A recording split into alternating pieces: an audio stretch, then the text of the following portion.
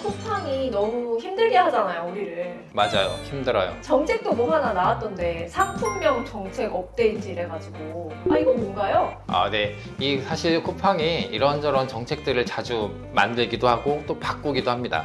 우리 판매자들 입장에서 사실 쿠팡은 좀 애증의 대상일 수 있어요. 그러니까요. 유입량이 워낙 많기 때문에 소비자가 많은 곳이니까 우리는 어떻게든 쿠팡에 가서 물건을 팔고 싶은 좋은 마켓이죠. 네. 근데 쿠팡이 소비자들이 많으니까 판매자들한테도 잘 해주면 좋은데 그렇지는 못해요. 그래서 판매자들한테 조금 이런저런 제재를 많이 하거나 뭐 판매자들이 좀 이렇게 열심히 하게끔 하는 그 의지를 불타오르지 않게 꺾이는 이런 정책들이 좀 종종 있는 게 또 사실이라서 네. 그런 부분들을 우리가 잘 적응해서 극복해서 또 해야만 우리가 또 원활한 쿠팡 셀링을 할 수가 있습니다. 그래서 이거 상품명 정책 업데이트 이거 관련해서 많이 좀 우려하시는 부분이 있었을 것 같은데 오늘 좀 깔끔하게 정리를 좀 해보는 영상을 하나 만들어 보려고 합니다. 화면을 보여서 설명해 드릴게요. 이게 공지사항 여기 나와 있는데요. 이게 11월 7일 날 나온 정책이에요. 제목이 상품명 정책 업데이트라고 나와 있죠. 네. 여기서 당사, 쿠팡이죠. 상품명 정책의 업데이트가 있어서 안내드립니다 하면서 당사 서비스에 등록된 모든 판매자와 모든 상품에 적용됩니다. 즉 쿠팡에서 물건을 팔려고 한 사람은 전부 이 정책에 적용되니 시키는 대로 해라 라는 뜻이겠죠. 네. 여태까지는 상품명에 대해서 어떤 특별한 제재나 제한이 없었어요. 너네 맘대로 해 약간 이런 느낌이었는데 복잡하고 관리가 어렵다라고 생각을 해서 이렇게 제재를 한 것 같아요. 표준 상품명 구조는 권장 이런 느낌이었는데 여기서 뭐 권장과 필수라는 단어의 어감은 완전히 다르잖아요. 그쵸, 예. 필수 상품명 요건이라고 바뀌어서 이제는 권장한다가 아니라 이렇게 하지 않으면 제재하겠다. 말투가 완전히 달라진 거죠. 네네. 그래서 이런 내용을 우리가 이제 지켜야 된다라고 나와 있는 거예요. 일단 제일 먼저는 글자 수 제한입니다. 최대 120자, 그러니까 120자 넘기지 말라라는 게 필수인 거고요. 공백도 포함하고 있습니다. 그러니까 글자 수로 120자 넘어가는 게 아니고요. 빈칸, 스페이스까지 포함해서 120자가 넘어가면 안 된다라는 말입니다. 우리 특히 반자동 하시는 분들은 상품명을 좀 길게 이렇게 네. 뭐라도 하나 얻어 걸려야 되니까 키워드를 막 때려 넣잖아요. 네. 그러다 보면 막 길어지게 되는데 이게 이제 쿠팡 입장에서는 보기가 안 좋았던 것 같아요. 공백 포함 120자면 제 생각에는 공백 없이 100자가 넘어가면 안 될 것 같아요. 반자동 하시는 분들은 아마 쿠팡만 올리는 게 아니라 뭐 네이버랑 뭐 11번가랑 지옥전이랑 쿠팡을 함께 올리는 상품명을 만드실 거잖아요. 그러니까 아마 지금 하시는 대로도 크게 제약이 되지는 않을 것 같습니다. 여기서 하나만 짚어드리고 싶어요. 그 반자동 구매 대행 하시는 분들은 글자 수에 대해서 고민을 많이 하시는데 네이버는 50자를 넘어가면 안 된다고 정해져 있어요. 다른 곳은 100바이트 넘어가면 안 된다 이런 식으로 돼 있는데 이게 네이버 50자를 바이트로 환산을 하면은 대략 한 85바이트 정도 돼요. 그러니까 85바이트 정도 넘어서면 안 된다를 기준으로 가야 되는 거고 그리고 50자를 꽉 채우는 거는 별로 좋지는 않아서 네이버도 별로 그걸 좋아하진 않아서 조금만 더 줄이면 더 좋을 것 같아요. 그러면 이제 쿠팡의 글자 수 제한 뭐 이거 신경 쓰지 마시고 그냥 네이버 기준으로 맞추는 게 더 좋지 않을까 생각을 합니다. 즉 네. 글자 수는 지금까지 하던 거에 크게 제재량은 아니다 라고 보시면 될 것 같아요. 제재가 확실하게 들어온 건 1번이 아니고 2번입니다. 표준 상품명 구조. 요게 이제 예전에는 권장 사항이었는데 이번에 필수로 바뀌면서 빨간 글씨가 막 생겼어요. 그래서 이대로 해라 라는 거예요. 일단 기본적인 구조는 우리가 알고 있는 것처럼 모델명과 시리즈, 주요 상품 유형, 그다음 핵심 특징, 속성과 사이즈, 색상, 수량 이런 구조로 넣어라 라고 여기 명시되어 있습니다. 기존에도 이런 식으로 많이들 하셨을 거예요. 반자동 하시는 분들은 상품명을 이렇게 구조화시켜서 하시진 않을 텐데 그로스를 하시거나 사입을 하시거나 아니면 저처럼 수동 구매 대행 하시거나 하시는 분들은 다 기존에도 이런 형태로 상품명을 만들어서 작성을 해 왔었습니다. 그러니까 이건 변한 건 없어요. 근데 크게 달라진 건 뭐냐? 요거예요. 브랜드명. 맨 앞에다가 보통 브랜드를 이제 넣잖아요. 이때 그 브랜드명이 상품의 공식적이고 확인 가능한 브랜드이어야 합니다 라고 크게 써 있다는 거죠. 즉 아무 브랜드나 넣거나 처음 듣는 신생 브랜드라거나 이런 것들에 대해서 좀 제재를 하겠다라는 말인 것 같아요. 이게 좀 어려운 부분이 있습니다. 그로스나 수동 구매 대행 하시는 분들은 사실 자체 브랜딩을 해서 이제 기획을 해서 들어간단 말이죠. 공식적이고 확인 가능한 브랜드여야 한다는 말이 마우스를 팔을 거예요. 이 마우스에는 로지라고 써있고 로지텍 브랜드란 말이에요. 그러니까 로지텍 마우스 이렇게 쓰는 게 아무 문제가 없어요. 공식적으로 확인 가능한 브랜드 로지텍이니까. 근데 이 마우스를 내가 중국에서 떼어가지고 초코초코라는 브랜드를 만들었어요. 그래서 이제 초코초코 마우스라고 쓰면 이게 공식적이고 확인 가능한 브랜드냐에 대해서는 조금 논란의 여지가 있는 게 사실입니다. 그렇다고 하더라도 모든 브랜드는 처음이 있잖아요. 로지텍이 처음부터 큰 브랜드는 아니었을 테니까 우리도 초코초코라는 브랜드를 지금부터 키워서 로지텍보다 더 큰 브랜드를 키울 거야 라고 생각할 수 있는데, 이런 브랜드까지 정말 제재를 하는지 아니면 신규 브랜드를 런칭하는 부분에 대해서는 놔두는지를 지켜본 다음에 거기에 맞게 대응을 하는 게 좋을 것 같습니다. 쿠팡이 이제 이런 걸 제재를 하는 이유는 사실은 새 신규 브랜딩을 제재한다라기보다는 오히려 이런 부분에 가까워요. 제가 이제 초코라떼니까 초코몰도 있고 라떼몰도 있고 뭐 이렇게 있을 거 아니에요.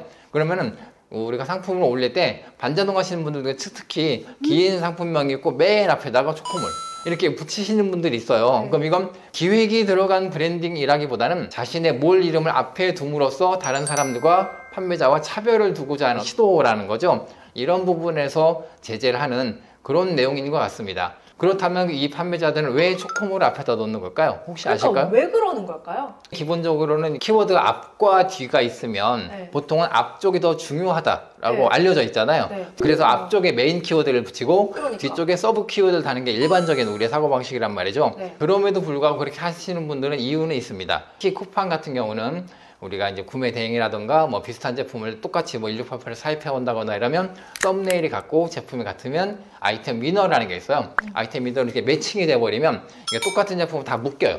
그래서 가격이 가장 싼 사람만 판매가 돼서 노출이 되고 위너가 아닌 판매자들은 판매가 아예 안 돼버리죠. 이런 부분들 때문에 위너 매칭으로부터 좀 자유롭게 하기 위해서 의도적으로 자신의 몰 이름을 맨 앞에 가장 소중한 공간에다가 박아놓는 이런 행동을 하는 겁니다. 여기서 잠깐 알 수 있는 게 바로 그거죠.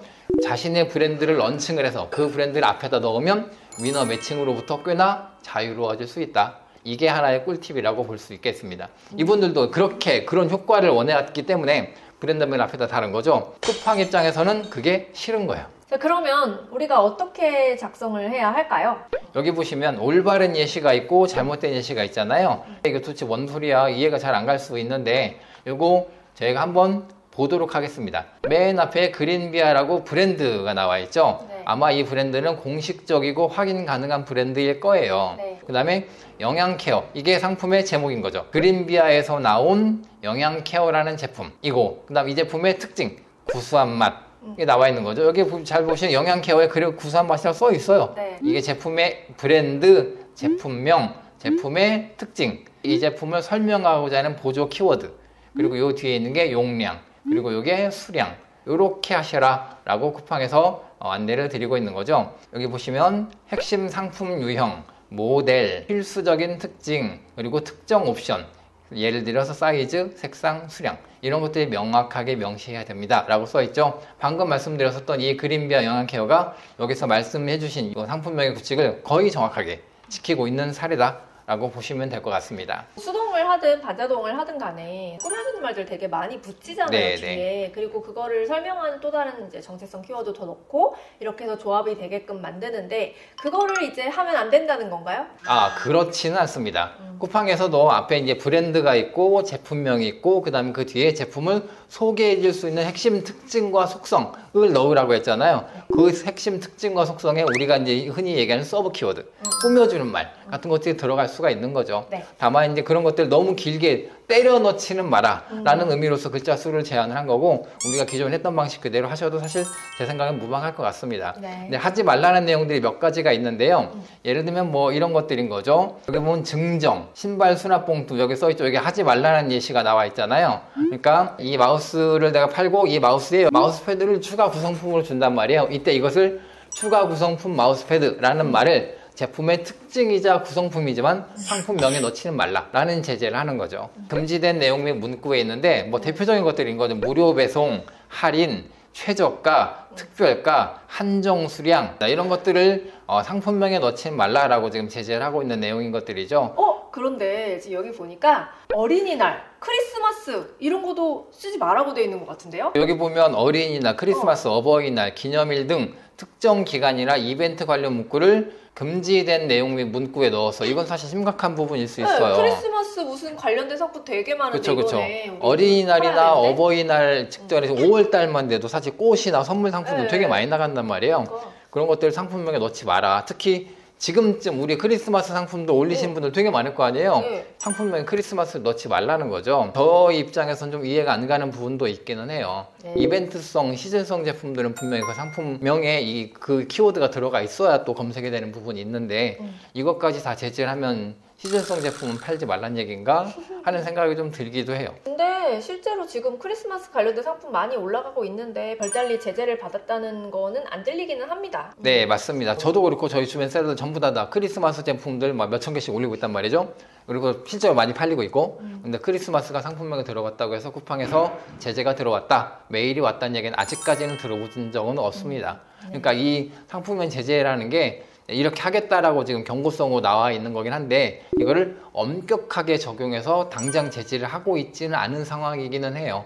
눈치 봐가면서 어떻게 제지를 하는지, 쿠팡에서 어떻게 대응하는지를 보고서 우리가 판단해도 늦지는 않다 정도로 생각해 주시면 좋을 것 같습니다. 그래서 이거를 이제 위반을 하게 되면 이제 쿠팡에서 상품명을 수정하라고 개별 통지를 하겠다라고 지금 되어 있는 것 같아요. 셀러에게 개별 통지를 통해 자발적 수정 기회를 부여할 수 있습니다. 즉 메일을 보내서 고쳐라 라고 이제 하겠다는 거죠. 그랬는데 안 고쳤어.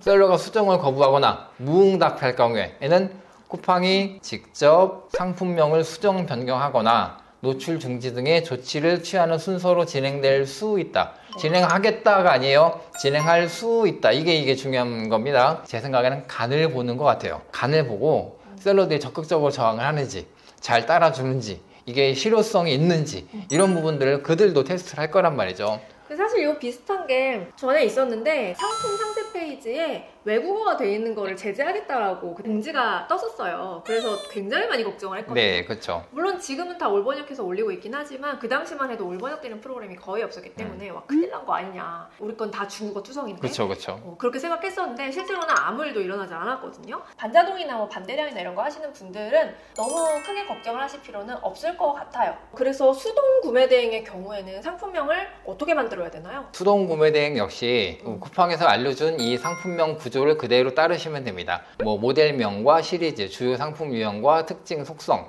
사이즈, 색상, 수량을 뒤에 넣으라고 되어 있잖아요. 그러니까 우리가 판매하고자 하는 제품에 대해서 브랜딩이 의도가 있다면 브랜드를 넣고 그렇지 않다면 상품의 제목이 맨 앞에 나와 있게 하면 됩니다. 그리고 제품에 대해서 설명할 수 있는 여러 가지 뭐 꾸며줄 수 있는 키워드들을 그 뒤에 배치하면 되고요. 우리 수동 구매 대행 하시는 분들 상품명 너무 길지 10개 넘어가지 않게 가능하면 대여섯 개 정도를 하시면 됩니다. 난 키워드를 더 넣고 싶다. 그러면 상품명에 넣는 게 아니라 저 아래에 보면 태그가 있어요. 그 태그에다가 내가 검색에 걸릴 수 있을 만한 키워드를 넣으시면 되는 겁니다. 그런 식으로 깔끔하게 상품명을 세팅해 주는 걸 저는 추천을 드립니다. 자, 쿠팡 수동 구매 대행은 이렇게 깔끔하게 만들면 되는데 반자동은 깔끔하게 하기가 어렵잖아요. 네. 태그를 따로 넣거나 이렇게 하는 게 아니라 상품명에 키워드를 넣어야 되는데 그럼 어떻게 하면 될까요? 반자동은 그냥 일단은 하던 대로 하는데 지금 여기서 하던 대로가 뭔지 잘 모르시는 분들을 위해서 하자면 그 상품의 정체성을 이제 나타내는 거 넣고 그 다음에 꾸며주는 서브 키워드들 이렇게 넣는 배치 그대로 가시면 되는데 여기 쿠팡에서 말하듯이 너무 길게 만들지 말고요.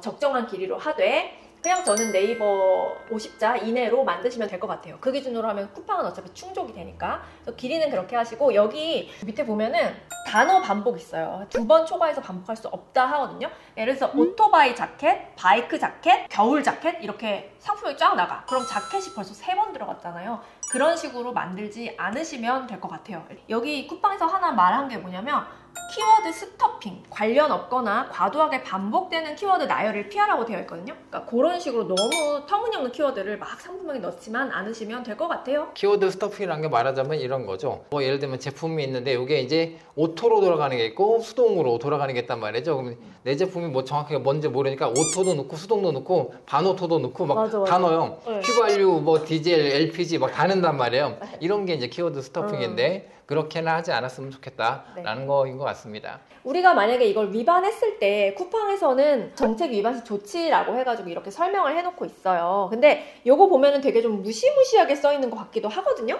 여기 내용에 보시면 심각한 위반 시 경고, 막 일시정지, 영구적인 서비스 이용자 이렇게 해서 막 엄청 겁을 주면서 절대 하면 안 될 것처럼 이렇게 써놨는데 실제로는 그렇진 않습니다. 쿠팡의 과거의 어떤 이런저런 제재 상황들을 보면 사실 유야무야 넘어가는 경우도 좀 많이 있었고요. 제재를 한다 하더라도 그리 적극적으로 하지 않는 경우가 훨씬 더 많았어요. 그러니까 여러분 너무 겁을 먹거나 그러실 필요는 없고 한마디로 쫄 필요는 없어요. 기존에 하던 대로 하거나 아니면 약간 조금 더 신경을 쓰는 정도면 될 것 같습니다. 그리고 여기 문구에도 보시면 지속적으로 정책을 위반하는 상품일 때 제재를 한다라고 써 있단 말이죠. 그러니까 두세 번 이 정도의 메일이 와서 이게 계정에 당장 뭐 문제가 생기거나 그런 건 아닐 거예요. 똑같은 계정에 여러 번 문제가 생기면 그때 가서는 대응을 해야 되겠지만 그 전 단계까지는 그렇게까지 걱정하실 필요는 없다라고 생각하시면 좋을 것 같습니다. 쿠팡에서 셀링을 하려면 여러분 꼭 이메일 확인을 자주 하셔야 됩니다. 쿠팡에서 이제 이메일을 되게 여러 번 보낸단 말이에요. 메일을 확인을 안 하고 있으면 나는 온지도 몰랐는데 알고 보니까 똑같은 경고 메일이 막 5번 쌓였어. 이러면 이제 쿠팡에서 말한 것 같은 지속적으로 위반한 판매자가 된단 말이죠. 이런 부분만 조심하셔서 메일 확인하시고 만약에 이런 제재들이 메일로 왔다 그러면 그냥 대응하시면 됩니다. 여기 쿠팡이든 네이버든 뭐 이렇게 오픈마켓들에서 정책이 새로 나오면 유심히 읽어보시고 유심히 읽어보기 힘들어 그러면 이제 오션 유튜브 구독하셔가지고 전달해 드릴 테니까 챙겨보시면 여러분 셀리 생활에 별 문제 없이 꾸려나가실 수 있을 겁니다. 그리고 저희가 운영하는 이제 오픈 채팅방이 있어요. 거기 들어오셔서 이렇게 물어보시고 정보 공유도 하시면은 또 되거든요.